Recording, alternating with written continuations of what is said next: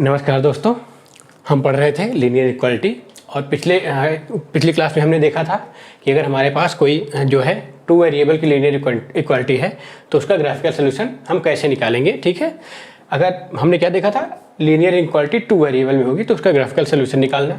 अब हम इस वीडियो में देखेंगे अगर हमारे पास सिस्टम ऑफ लीनियर इनइक्वालिटीज है तो उसका ग्राफिकल सलूशन हम कैसे निकालेंगे। ठीक है, तो सिस्टम ऑफ ग्राफिकल इक्वालिटी के सलूशन के लिए पहले हम जानेंगे कि अगर हमारे पास सिस्टम ऑफ लीनियर इक्वेशन रहता था तो हम उसका सलूशन कैसे निकालते थे। तो मान ले रहे हैं हम यहाँ पे 2x माइनस वाई, ठीक है, 2x माइनस वाई जो है हमारा, ये हमारा 9 के बराबर था।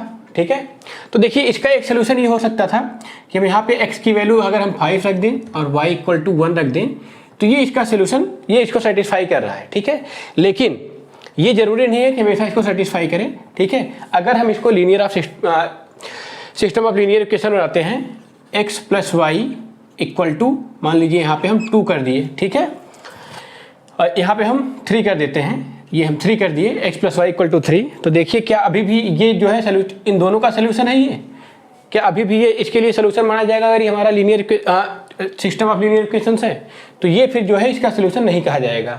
उस कंडीशन में हमको अलग से सलूशन निकालना होता है। तो यहाँ पे होता है हमारा 3x इक्वल टू क्या हो जाता था 12, x आ जाता था हमारा 4, x 4 आया तो यहाँ पे तुरंत से हमारा, अगर हम यहाँ पे x की वैल्यू 4 रख देंगे, x इक्वल टू 4 रख देंगे तो हमारा 4 प्लस वाई इक्वल टू 3 हो जाएगा। तो y यहाँ से तुरंत से हमारा -1 आ जाएगा।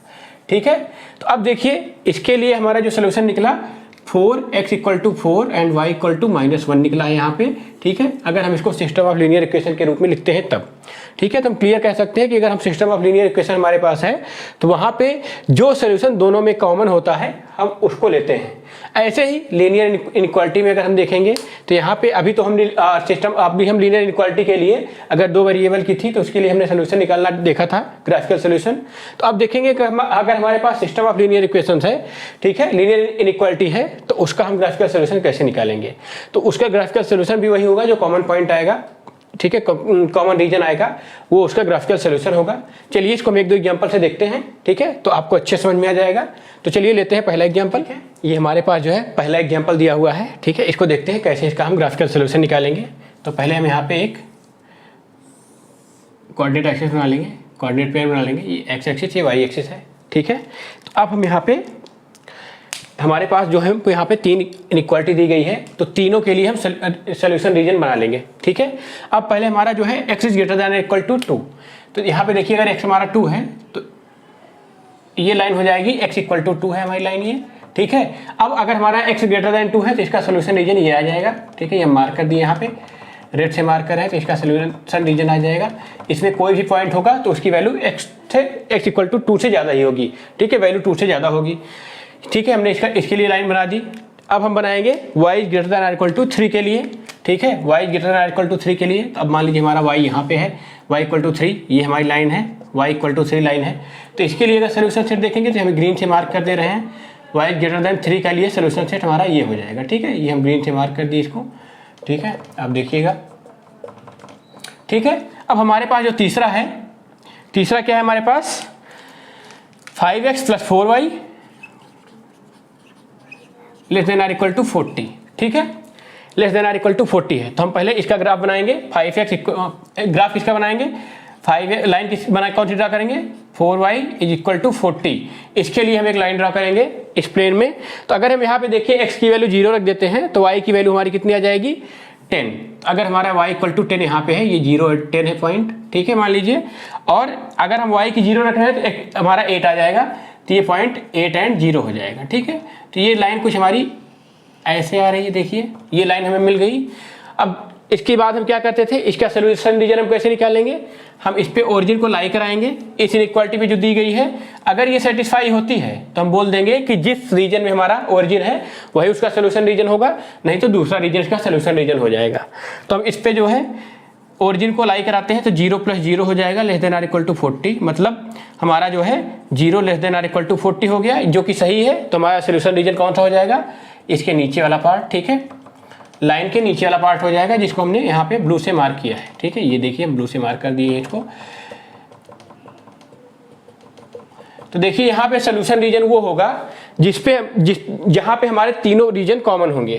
तो आप देखिएगा ये जो हमारा रीजन है, यहाँ पे देखिए हमारा x is greater than equal to 2 पे 2 भी है, y is greater than equal to 3 भी है, और ये जो हमारा तीसरी लाइन है 5x + 4y less than or equal to 40, इसका भी सोल्यूशन रीजन यहाँ पे लाई कर रहा है।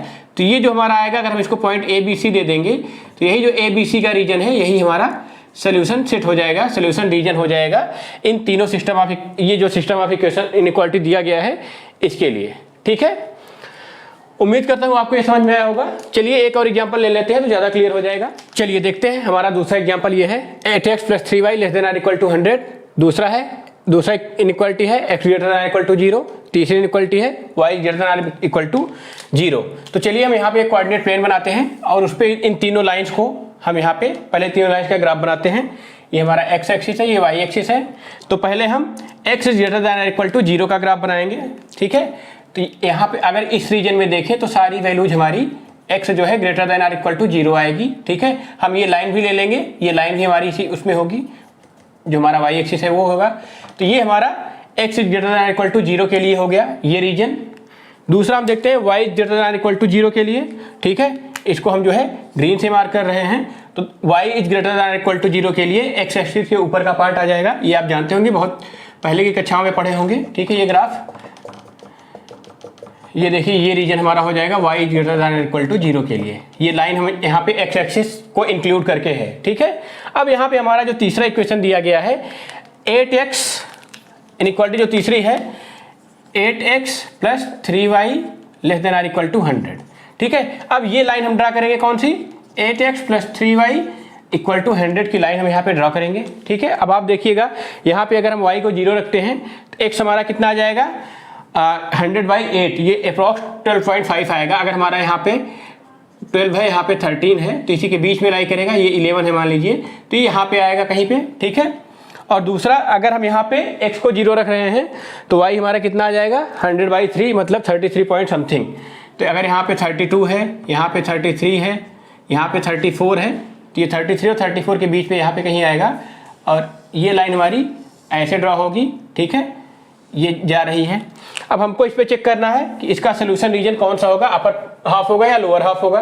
तो उसके लिए हम क्या करते हैं, ओरिजिन को इस पे लाई कराएंगे, जैसा हम जो है 2 वेरिएबल के लिए लीनियर इनइक्वालिटी के लिए करते थे वैसे भी यहाँ करेंगे। तो यहाँ पे 0 + 0 less than or equal to 100, तो 0 less than or equal to 100। क्या ये सही है? हाँ, ये बिल्कुल सही है। तो इसके लिए हमारा जो सोल्यूशन रीजन हो जाएगा, इसको हम ब्लैक से मार्क कर रहे हैं। देखिए ये चीज़, ये जो है लाइन के नीचे का पूरा पार्ट, लोअर हाफ जो है लाइन का, वो इसके लिए सोल्यूशन हो जाएगा, इसके लिए फिजिकल रीजन हो जाएगा, जिसको हम सोल्यूशन रीजन बोलते हैं। तो अब देखिए हमारे पास 3 लाइन थी। एक तो हमारा था x is greater than equal to 0, दूसरा था y is greater than equal to 0, और तीसरा यहाँ पे एक लाइन कौन सी है 8x + 3y less then equal to 100। तीनों में कॉमन पॉइंट हमको क्या मिल रहा है, अगर हम इसको यहाँ पे O है, इसको A मान लेते हैं, इसको B मान लेते हैं, तो यही जो हमारा OAB है यही हमारा सोल्यूशन रीजन कहलाएगा। ठीक है, तो ये दूसरे एग्जांपल का सोल्यूशन रहा। उम्मीद करता हूँ आपको समझ में आया होगा। अगर इसको समझने में कोई प्रॉब्लम होगी तो अभी इसमें एक्सरसाइज भी बची है, वो जब हम सॉल्व करेंगे तो आपको एकदम क्लियर समझ में आ जाएगा। ये केवल एक प्रोसेस है जिससे इसका सोल्यूशन रीजन निकालना होता है। ठीक है, तो इस वीडियो में केवल इतना ही, फिर आपसे मिलेंगे अगली वीडियो में। तब तक के लिए नमस्कार।